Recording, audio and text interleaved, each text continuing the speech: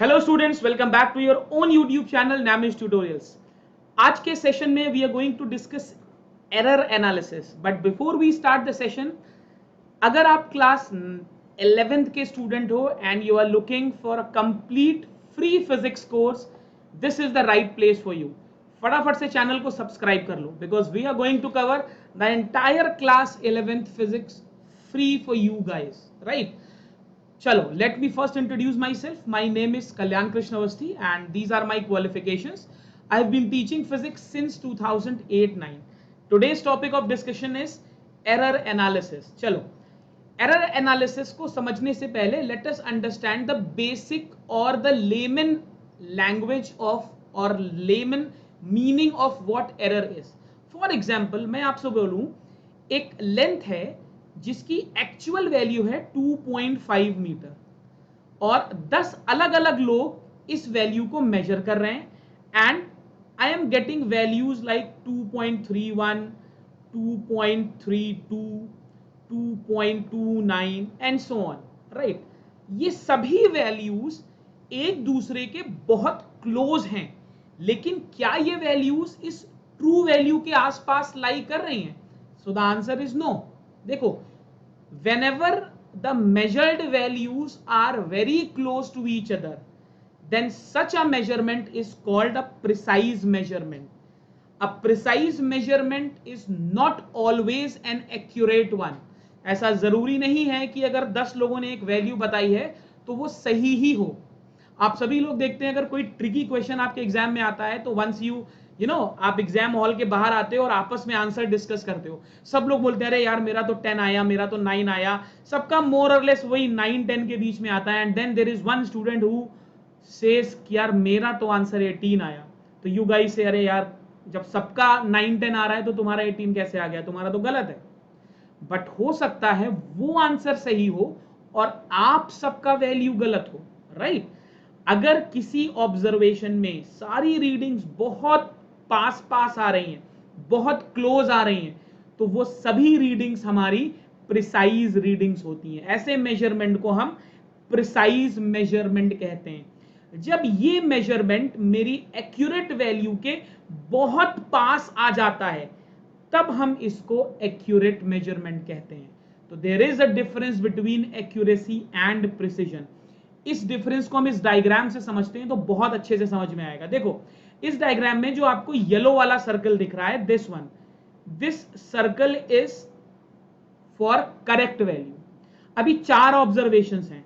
पहले वाले में देखो, चारों ऑब्जर्वेशंस एक दूसरे के पास भी हैं और ट्रू वैल्यू के पास भी हैं। तो ऐसे मेजरमेंट को मैं एक्यूरेट भी बोलूंगा और प्रिसाइज भी बोलूंगा। दूसरा मेजरमेंट देखो 4 वैल्यूज हैं, चारों एक दूसरे के आसपास तो नहीं है, लेकिन चारों क्लोज हैं किसके? ट्रू वैल्यू के। तो ऐसे मेजरमेंट को मैं बोलूंगा accurate measurement but not precise. अब थर्ड मेजरमेंट देखो, दिस इज वेरी इंटरेस्टिंग। ये सब वैल्यूज आसपास तो हैं, लेकिन कोई भी वैल्यू ट्रू वैल्यू के पास नहीं है। तो ना तो ये एक्यूरेट मेजरमेंट हुआ लेकिन ये प्रिसाइज हुआ। समझिएगा, ये मेजरमेंट प्रिसाइज तो है क्योंकि वैल्यूज आसपास हैं। आप सभी का आंसर 9-10 आ रहा है, बट सही आंसर तो 18 है। So this measurement is not accurate but precise. And then comes the last one.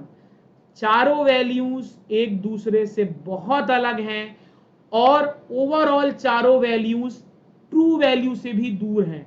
तो ऐसा मेजरमेंट ना तो प्रिसाइज हुआ ना तो एक्यूरेट हुआ, राइट?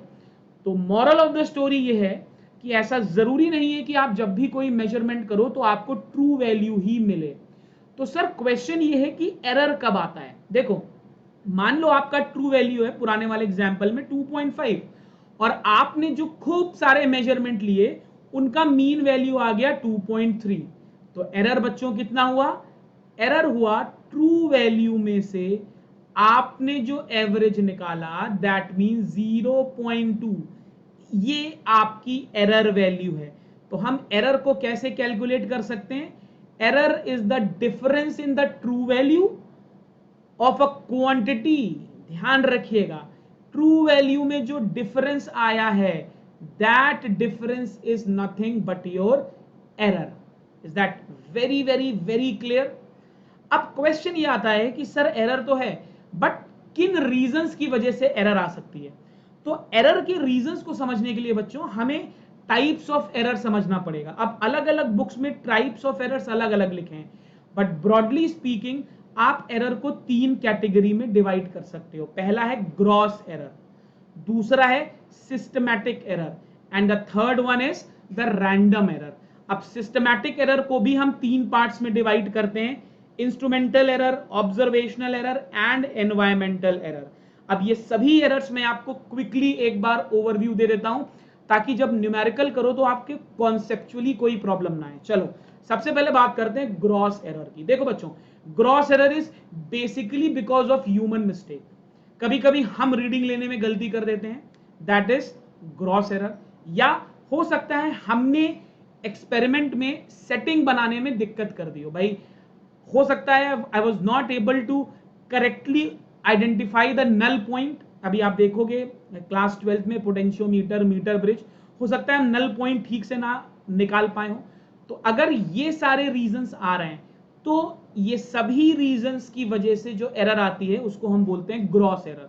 अब ग्रॉस एरर किसी मैथमेटिकल मिस्टेक की वजह से नहीं आई है, ये ह्यूमन प्रॉब्लम की वजह से आई है, या एडजस्टमेंट जो हमने कर रखे हैं, सेटिंग्स जो हमने कर रखी हैं एक्सपेरिमेंट की, उनकी वजह से आई हैं. तो हम इनको मैथमेटिकली दूर नहीं कर सकते, हम केवल इनको मिनिमाइज कर सकते हैं, हम इनको खत्म नहीं कर सकते. तो sir what is the safest method to minimise this? सीधा सा फंडा है, अगर आप बहुत ज्यादा रीडिंग्स ले लो और उनका मीन ले लो तो आपका एरर मिनिमाइज हो जाएगा. ये बहुत बेसिक सा रूल है जो आप हमेशा से लैब में करते आ रहे हो. हमेशा आपके टीचर आपसे कहते हैं टेक मोर देन 3 रीडिंग्स और minimum take 3 readings and take the average. So this is the method through which you can minimise gross error. Second है आपकी सिस्टमैटिक एरर. अब देखो कभी कभी फॉर एग्जाम्पल आप लोगों ने क्लास 9th में भी पढ़ा होगा, क्लास 11th में भी पढ़ोगे अबाउट वर्नियर कैलिपर या स्क्रू गेज. अगर वर्नियर कैलिपर में 0 एरर है फॉर एग्जाम्पल, या हमने उसका लीस्ट काउंट गड़बड़ कर दिया है because of wear and tear, आपका स्केल का लीस्ट काउंट गड़बड़ हो गया है. अब अगर इंस्ट्रूमेंट में ही लीस्ट काउंट गड़बड़ है तो आप कितना भी रीडिंग उससे लो, वो एरर तो रिपीटेडली आएगी हर ऑब्जर्वेशन में. भाई जो चीज 5 होनी चाहिए वो आपके इंस्ट्रूमेंट ने ही 4.9 कर रखी है, तो आप चाहे कितने भी रीडिंग्स ले लो, वो 5 वाला फैक्टर तो हमेशा 4.9 ही आपको दिखाई देगा. तो ऐसे एरर्स को हम सिस्टमैटिक एरर बोलते हैं. ये 2 तरीके के होते हैं बच्चों, या पॉजिटिव या नेगेटिव. अगर एरर पॉजिटिव आ रही है तो हम उसको पॉजिटिव एरर बोलते हैं, अगर नेगेटिव आ रही है तो नेगेटिव बोलते हैं. ये हम देख चुके हैं 0 एरर क्लास 9th में, वर्नियर में भी देखा है हमने और स्क्रू गेज में भी देखा है. आई गेस अगर आपने पढ़ा होगा तो आपको याद होगा, वरना चैनल में ही, इसी चैनल पर आपको दिख जाएंगे वर्नियर और स्क्रू गेज के भी सेशंस. आप उसको देखो, आपको पॉजिटिव और नेगेटिव 0 एरर समझ में आ जाएगी. राइट. अब एक और इंपॉर्टेंट चीज, अगर एरर इंस्ट्रूमेंट में ही इनहेरेंट है तो मैं कितना भी मेजरमेंट कर लूं वो इक्वली सब में आ जाएगी. So that is a very very very important point. Right. अब सिस्टमैटिक एरर को हम 3 पार्ट्स में डिवाइड कर लेते हैं. पहला है इन्वायरमेंटल एरर. कभी कभी हमारे एक्सपेरिमेंटल सेटअप का इन्वायरमेंट चेंज होने की वजह से एरर आ जाती है. For example I was determining the resistance of a conductor और टेम्परेचर चेंज हो गया. अब मुझे तो मालूम है sir resistance is directly proportional to temperature, अगर टेम्परेचर बदल गया तो रेजिस्टेंस चेंज हो जाएगा. राइट. तो इन्वायरमेंटल फैक्टर्स की वजह से जो एरर आ रहे हैं that also account for systematic error. Second is observational errors. मैं मेजर करने में बार बार गलती कर रहा हूं, that is observational error. Third is instrumental error. किसी इंस्ट्रूमेंट का लीस्ट काउंट ऑटोमेटिकली चेंज हो गया. Now that error also accounts for systematic error. Right. तो 3 पार्ट्स में हमारी सिस्टमैटिक एरर है. We have done what is gross error, systematic error. Systematic में हमें इंस्ट्रूमेंटल, ऑब्जर्वेशन और एनवायरमेंटल एरर समझ में आ गई. Now the last one is my random error. अब रैंडम एरर जैसा कि नाम ही बता रहा है, इनका कॉज अननोन है, ये रैंडम है. They will automatically come in your experiment. They will automatically come in your reading and they are highly unpredictable. आप नहीं प्रिडिक्ट कर सकते कि कैसे आ रही हैं, but yes they randomly occur. Again the method to or the way to minimize them is to take a large number of readings and take their arithmetic mean. हम बहुत सारी रीडिंग्स लेके अगर उनका अरिथमेटिक मीन ले लेंगे तो हमारा रैंडम एरर कम हो जाएगा. ठीक, अब अगर मैं मैथमेटिकल कैलकुलेशन की बात करूं तो बेसिकली आपको क्लास 11th में ये 4 एरर निकालनी है जिनके न्यूमेरिकल्स आप पे आएंगे और हम वो न्यूमेरिकल्स अभी सॉल्व भी करेंगे. पहला है absolute error, mean absolute error, relative error and percentage error. So we'll be separately analyzing every error. पहला है आपका absolute error. This is the simplest error. जो आपकी true value है, यानी कि जो आपकी correct value है, जो रीडिंग आनी चाहिए एक्चुअली में, उसमें से जो रीडिंग आपने निकाली है उसको सब्सट्रैक्ट कर दोगे तो you will get absolute error. It's very very easy.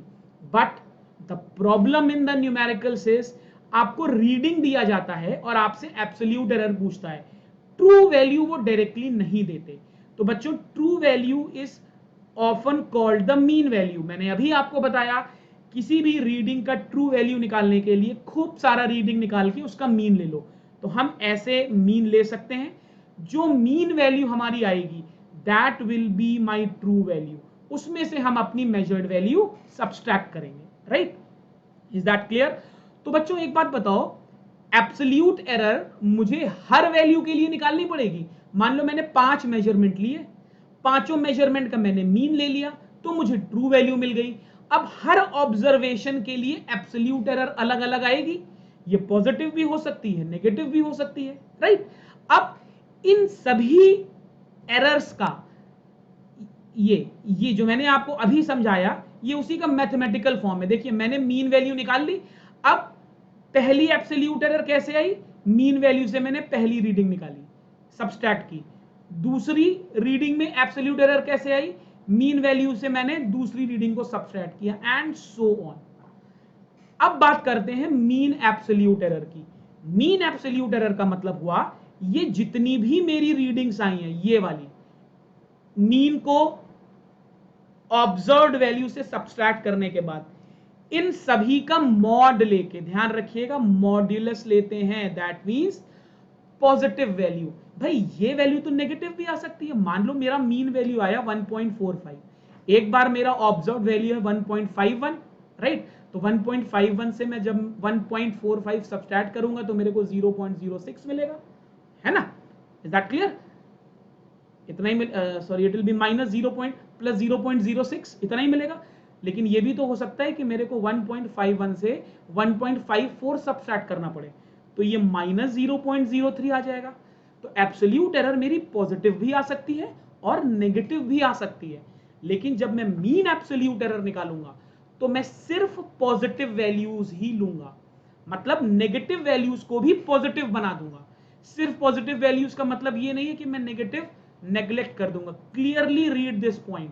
While calculating the mean absolute error, we have to take the values of absolute error with positive signs only, irrespective of whatever sign they are having.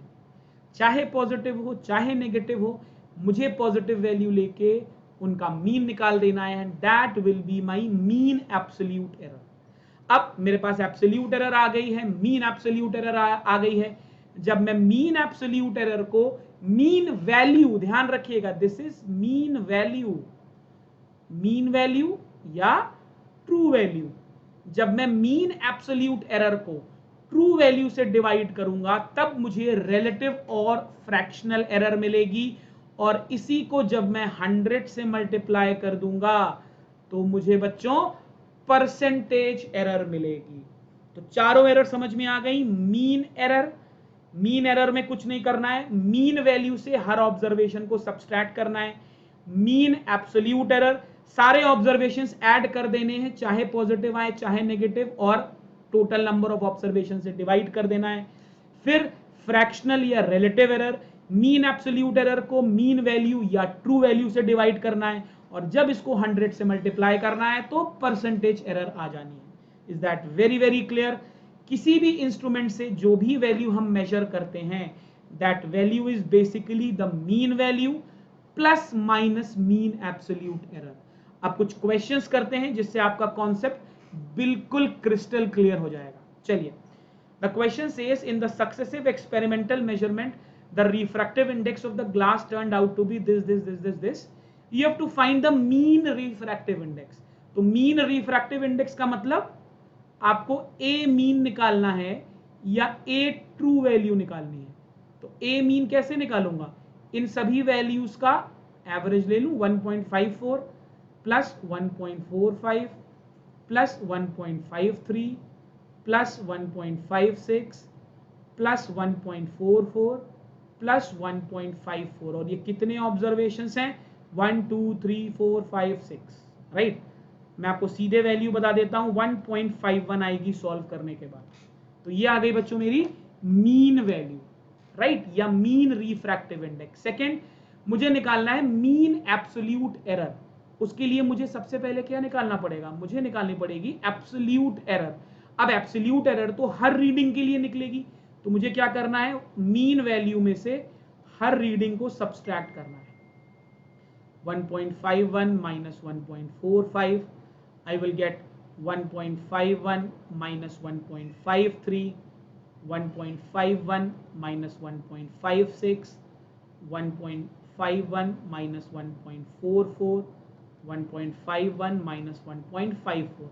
अब देखो इसमें कुछ values positive आएंगी, कुछ values negative आएंगी। जैसे ये आएगा -0.03, राइट, ये आएगा +0.06, राइट, ये आएगा -0.02, ये आएगा -0.05, ये आएगा +0.07, ये आएगा -0.03।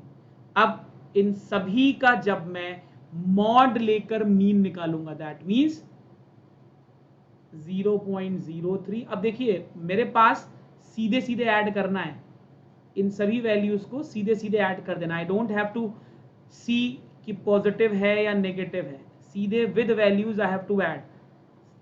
मैं सीधे आपको आंसर बताता हूं, और ऑब्जर्वेशंस कितने हैं, I have got 6 observations, right. तो इन सभी को जब मैं सॉल्व करूंगा तो I will get 0.04, I will get 0.04। तो मेरी मीन एब्सोल्यूट एरर आ जाएगी 0.04। Next I have to find fractional error. Fractional error के लिए मुझे क्या करना होगा बच्चों, फ्रैक्शनल एरर के लिए मुझे अपनी मीन एब्सोल्यूट एरर जो मैंने निकाली है इसको डिवाइड करना पड़ेगा मीन वैल्यू से या ट्रू वैल्यू से। ट्रू वैल्यू है मेरी 1.51। Is that very very clear. इसको सॉल्व करोगे तो अप्रोक्सीमेटली 0.03 आएगा। अगर फ्रैक्शनल एरर इतना है तो परसेंटेज एरर कितना आ गया, माई परसेंटेज एरर विल बी, इसी को मुझे 100 से मल्टीप्लाई कर देना है तो आई विल गेट 3%। अब लास्ट पार्ट देखो, I have to express the refractive index with error limit. तो देखिए mean value plus minus mean absolute error, तो मेरी मीन वैल्यू कितनी है 1.51 plus minus what is the value of mean absolute error, that is 0.04। तो this will be my answer. Is that very very clear. अब इस question में तो मैंने आपको डायरेक्टली बता दिया। अब एक क्वेश्चन हम आपके साथ करेंगे, यहां पर मैंने डायरेक्टली आपसे आंसर शेयर किए हैं, यहां पर ये इनकॉर्पोरेट नहीं किया, मैंने आपको सॉल्व करके नहीं दिखाया, बट आप सब लोग सिग्निफिकेंट फिगर पढ़ के आए हो तो आपको सिग्निफिकेंट फिगर्स के साथ आंसर देना है। अब इस क्वेश्चन को जरा ध्यान से देखो, आपको कुछ रीडिंग्स दी हुई हैं। सबसे पहले आपने क्या करना है, मीन वैल्यू निकालनी है। अब जरा ध्यान से देखिएगा, इसमें मैं आपको सिग्निफिकेंट फिगर के साथ समझाता हूं।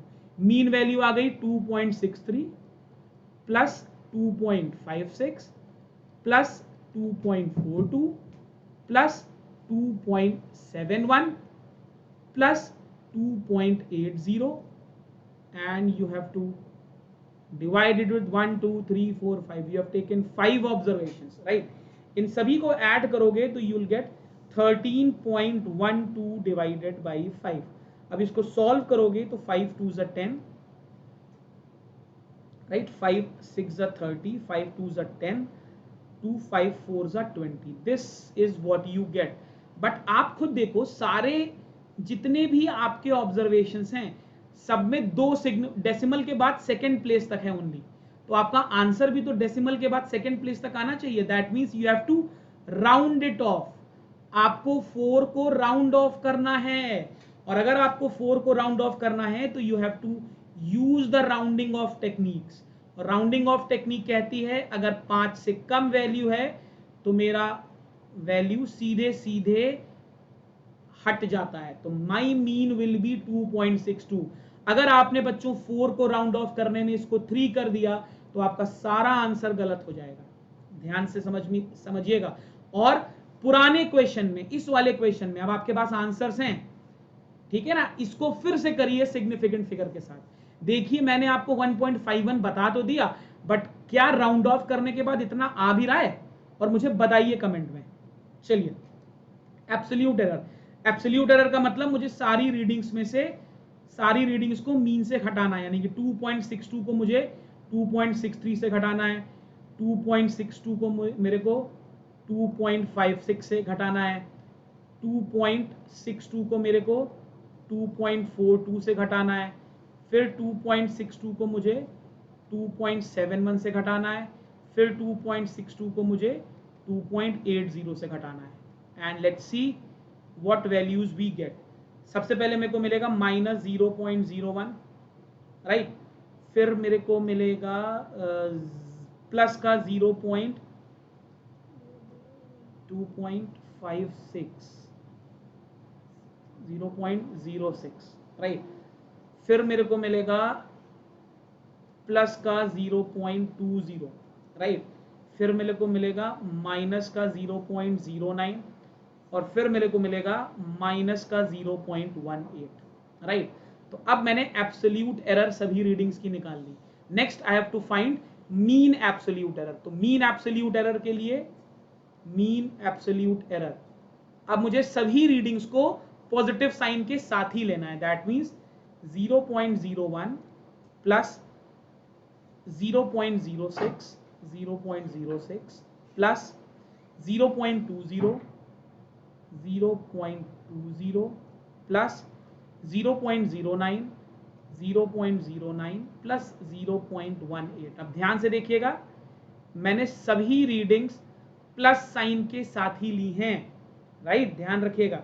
इसको ऐड करोगे you will get 0.54 divided by 5, this is 0.108 seconds. Again, क्या ये मेरा आंसर हो सकता है? नहीं सर, ये आंसर नहीं हो सकता, क्योंकि डेसिमल के बाद तो 2 पॉइंट्स हैं। इसका मतलब मुझे इसको राउंड ऑफ करना है, और अगर मुझे 8 को राउंड ऑफ करना है तो rounding off rules significant figures में इससे पहले लिखे हुए हैं, previous digit will increase by 1। Is that very clear? Next I have to find the fractional error. Fractional error कितनी आ जाएगी? That will be mean absolute error divided by the mean value, that is 2.62. Is that very clear to all of you? ऐसे अपने को करना है। This will be 0.0419। Again केवल 2 point लेने हैं, इसको राउंड ऑफ करना है, तो मेरा आंसर आएगा 0.04, या परसेंटेज में अगर आप पूछो तो 4%, राइट। आई गेस आपको लॉजिक क्लियर है। देखिए, एरर का क्वेश्चन उतना डिफिकल्ट नहीं होता है, but when you get this in MCQ और अगर सब्जेक्टिव में भी मिलता है तो बच्चों को कंफ्यूजन यहां पर होता है जब आपको सिग्निफिकेंट फिगर भी इनकॉर्पोरेट करनी होती है। तो प्लीज, मैं कॉम्बिनेशन ऑफ एरर्स इस सेशन में नहीं ले रहा हूं ताकि आप लोग आराम से क्वेश्चंस कर पाएं, and in the next session I will be taking combinations of error with few more numericals, and there is a suggestion, error analysis करने से पहले बच्चों सिग्निफिकेंट फिगर अच्छे से आना चाहिए। तो अगर अभी तक आपको सिग्निफिकेंट फिगर नहीं आ रहा है तो फटाफट से लेक्चर को देखो सिग्निफिकेंट फिगर के, right. So that is all from my side in today's class. we'll catch up again very soon in the next session. Till then, stay healthy, stay safe, and don't forget to subscribe the channel. Let's be intelligently educated.